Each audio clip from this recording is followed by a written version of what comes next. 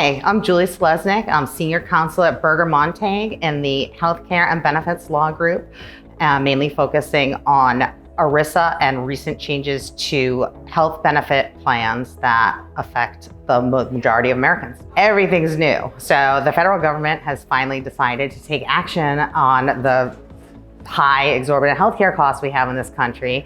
There's about $1 trillion of waste every year that's being sucked out of our system. And so a bunch of new rules have been passed that empower health plan fiduciaries, which yes, if you're an employer providing employer-sponsored healthcare, you're a fiduciary.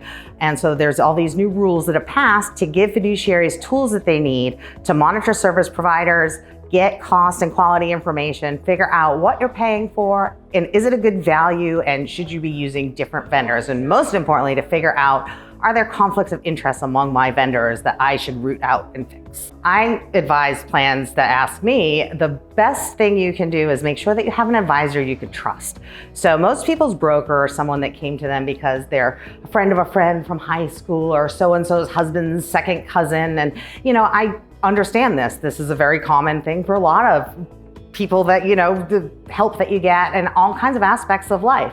But when it comes to your health plan, the broker or the advisor is sort of your first line of who's out there to help you, advise you of what you need to know, and advocate for you and help you run a compliant plan. And now that the stakes are higher, there's all these new rules that have passed. And again, there are penalties that can be placed on employers. There's a lot of liability that didn't previously exist for fiduciary breaches. It's so critical to have an advisor, a consultant, or broker that is out there advocating for you and making sure that you're compliant and that your vendors are compliant. They are a great compliant consultant, broker, advisor. I don't think they call themselves brokers, although I do believe they provide brokerage services. But I think BenefitsDNA, it starts at the top with Justin leadership and his whole team, Justin, Marissa, Max, everyone at BenefitsDNA is just incredibly conscientious.